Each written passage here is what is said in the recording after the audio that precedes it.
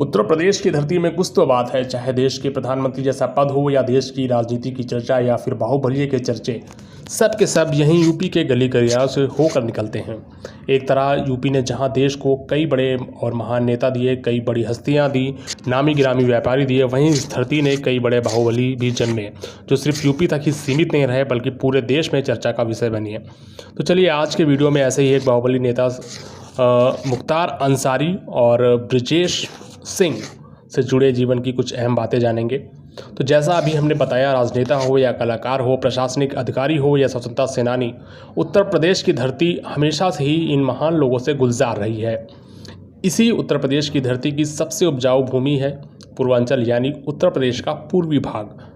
पूर्वी भारत में पूर्वांचल अपनी महान विरासत के लिए जाना जाता है। पूरे देश में पूर्वी यूपी या तो अपने महान विरासत के लिए जाना जाता है या फिर संगठित अपराध, बाहुबल और माफिया के लिए जाना जाता है। पूर्वांचल में 1980 के दशक के आसपास से ही गदर मचाने का दौर शुरू हो जाता है और ऐसा चला कि समय बदला, लोग बदले, लेकिन आज भी कहीं ना कहीं गदर मचाने वाली रंगबाजी क्षेत्र में काफ़ी ज़्यादा मात्रा में मिल जाएगी। पहले इसका केंद्र बना गोरखपुर, फिर समय के साथ यह शिफ्ट हुआ और केंद्र बन गया गाजीपुर। 1990 के दशक में ब्रजेश सिंह नाम का एक शख्स के पिता की हत्या कर दी जाती है। वह लड़का अपनी पिता की हत्या से तिलमिलाया हुआ था, उसे सिर्फ बदला चाहिए था।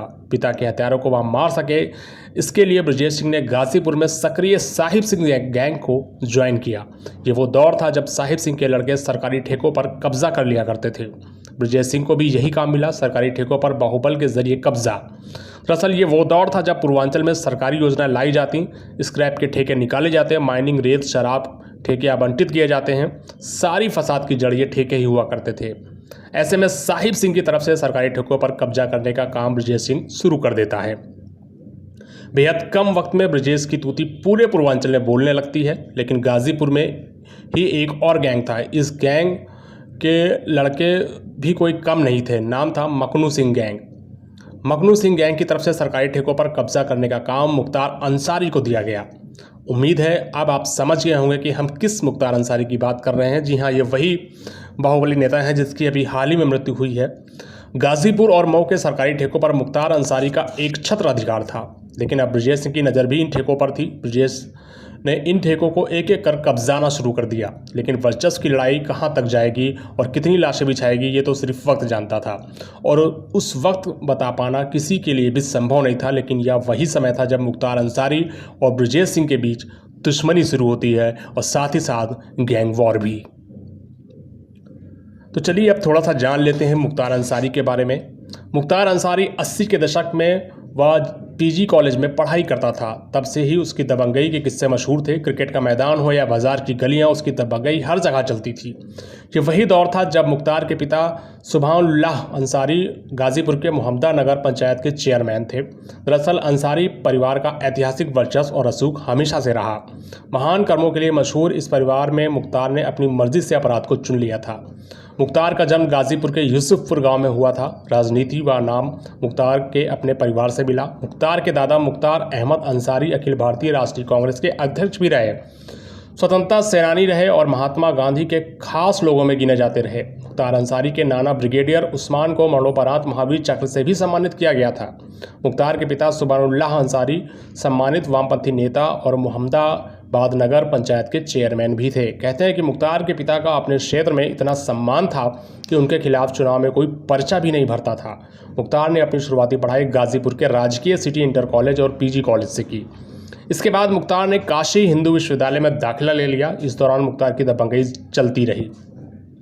दबंगई के बलबूते मुख्तार ने 1996 में बसपा के टिकट पर चुनाव लड़ा और मुख्तार को मऊ सदर से विधायक चुन लिया गया। मुख्तार को क्रिकेट खेलने और निशानेबाजी का बड़ा शौक था।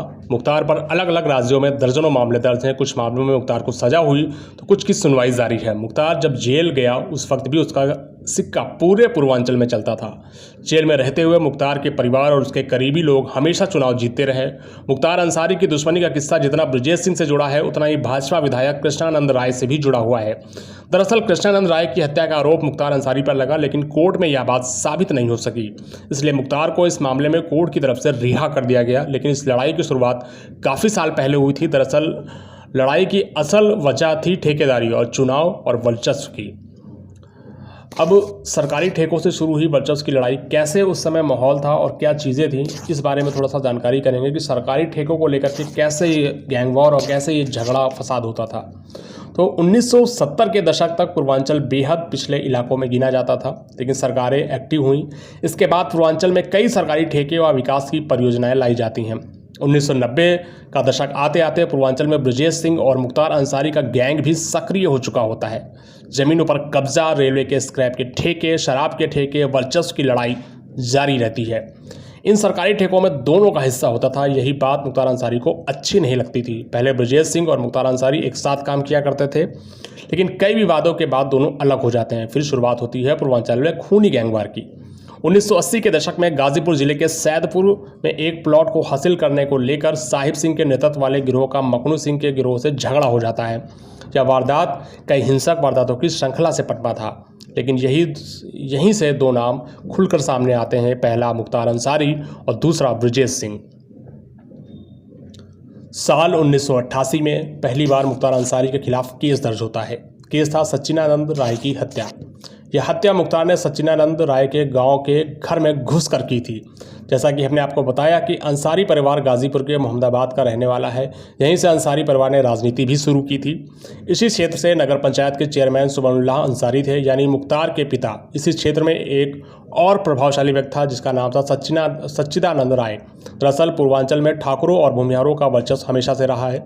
मोहम्मदाबाद क्षेत्र भूमिहारों के वर्चस्व के लिए जाना जाता है, लेकिन एक दिन किसी बात को लेकर मोहम्मदाबाद बाजार में मुख्तार के पिता सुबहानुल्लाह अंसारी और सच्चिदानंद राय के बीच बहस हो गई। इस दौरान विवाद इतना बढ़ा कि सच्चिदानंद राय ने सुबहानुल्लाह अंसारी को भरे बाजार बेइज्जती की, कई बातें कहीं और काफ़ी कुछ बुरा भला भी कहा। मुख्तार को जब यह बात पता चली तो उसने अपने पिता के अपमान का बदला लेने की ठानी। मोहम्मदाबाद इलाके में भूमिहारों की आबादी काफ़ी अधिक है। ऐसे में राय बिरादरी के प्रभावशाली होने के कारण पहले तो मुख्तार को सच्चिदानंद राय की हत्या में काफ़ी मुश्किलें हुई। हालांकि मुख्तार ने तय कर लिया था कि वह राय को जीवित नहीं छोड़ेगा। इसी दौरान उसकी मुलाकात साधु सिंह और मखनू सिंह नाम के दो कुख्यात अपराधियों से हुई। इन्हीं दोनों अपराधियों के जरिए मुख्तार ने सच्चिदानंद राय के गांव में घर में घुसकर उसकी हत्या करवा दी। इसके बाद से ही मुख्तार ने मखनू सिंह और साधु सिंह को अपना आपराधिक दुनिया का गुरु मान लिया। हालांकि जब साधु सिंह की हत्या हुई तो इसमें नाम आया बाहुबली नेता ब्रजेश सिंह का। बस अब क्या था, ठेकेदारी और रंगदारी को लेकर पहले से ही मुख्तार ब्रजेश सिंह से नाराज था। साधु सिंह की हत्या में नाम आने के बाद मुख्तार और ब्रजेश सिंह के बीच दुश्मनी और बढ़ती चली गई। अब जब ये दुश्मनी बढ़ जाती है तो उसके बाद की स्टोरी थोड़ा सा जानेंगे ब्रजेश सिंह और मुख्तार अंसारी की दुश्मनी के बारे में। ब्रजेश सिंह और मुख्तार अंसारी दोनों के ही नाम से पूर्वांचल का बच्चा वाकिफ़ है। दोनों के अपने अपने गैंग थे। दोनों के ही गैंग में जवान लड़कों की कमी नहीं थी और दोनों के ही गैंग लड़कों के खून में उबाल था। दोनों के बीच कई बार गैंगवार हुई। कभी मुख्तार ने ब्रजेश पर हमला करवाया तो कभी ब्रजेश ने मुख्तार पर। कई बार दोनों की जान जाते जाते बची, लेकिन मुख्तार और ब्रजेश की लड़ाई में पड़ना मुख्तार का तब भारी हो जाता है जब साल 1996 में बसपा के टिकट पर चुनाव जीतकर मुख्तार विधानसभा पहुंच जाता है। यहां से मुख्तार अपनी राजनीतिक ताकत का इस्तेमाल करना शुरू करता है। मुख्तार ने ब्रजेश सिंह के पीछे पुलिस फोर्स को लगा दिया। वहीं दूसरी तरफ मुख्तार का गैंग ब्रजेश सिंह के लोगों पर लगातार हमला करता रहता है। इस दौरान ब्रजेश सिंह के कई कर्मियों की हत्या करा दी जाती है। मुख्तार फिर बाहुबलियों की लिस्ट में सबसे ऊपर आ जाता है। इसी भागदौड़ में ब्रजेश सिंह को साथ मिलता है मोहम्मदाबाद के विधायक कृष्णानंद राय का। मोहम्मदाबाद विधानसभा सीट की क्षेत्र पर पिछले कई सालों से अंसारी परिवार का कब्जा था। शिबगतुल्लाह अंसारी यहां से लगातार विधायक बन रहे थे, लेकिन एक भूमिहार के लड़के ने अंसारी परिवार के वर्चस्व को चुनौती दी। क्या भूमिहार लड़का एक दिन पूरे गाजीपुर में ही नहीं बल्कि पूरे पूर्वांचल में चर्चित होगा, ये किसी को नहीं पता था। कृष्णानंद राय मुख्तार अंसारी के भाई शिबगतुल्लाह अंसारी को मोहम्मदाबाद सीट से चुनाव में हरा देते हैं। कृष्णानंद राय विधायक बनते हैं। जिस मोहम्मदाबाद सीट पर एक छत्र अंसारी परिवार का राज था, अब उस सीट पर एक नए लड़के की एंट्री हो चुकी थी। इस हार से अंसारी परिवार बौखला गया। खासकर मुख्तार अंसारी को ये चुनौती अच्छी नहीं लगी। मुख्तार अंसारी इसे पचा नहीं सका और फिर वो हुआ जिसने मुख्तार अंसारी की खटिया खड़ी कर दी। हमने आपको बताया कि मुख्तार ने ब्रजेश सिंह के पीछे पुलिस और अपने गुंडों को छोड़ रखा था। तब ब्रजेश सिंह को कृष्णानंद राय का साथ मिलता है। दोनों की दोस्ती हो जाती है। मुख्तार अंसारी के मुताबिक कृष्णानंद राय अपनी राजनीतिक शक्तियों के प्रयोग कर ब्रजेश सिंह को बचा रहे थे। सरकारी ठेके दिलवाने में मदद भी कर रहे थे। ये नहीं कहते कि कृष्णानंद राय को चुनाव जितवाने में ब्रजेश सिंह ने भी काफ़ी मदद की थी। ये वो दौरान था जब कृष्णानंद राय और मुख्तार दोनों ही यूपी विधानसभा में थे। गाजीपुर की लड़ाई अब विधानसभा तक पहुंच चुकी थी। मुख्तार के मुताबिक ब्रजेश सिंह को कृष्णानंद राय का संरक्षण प्राप्त था। इस कारण पुलिस ब्रजेश सिंह के खिलाफ कुछ नहीं कर पाती।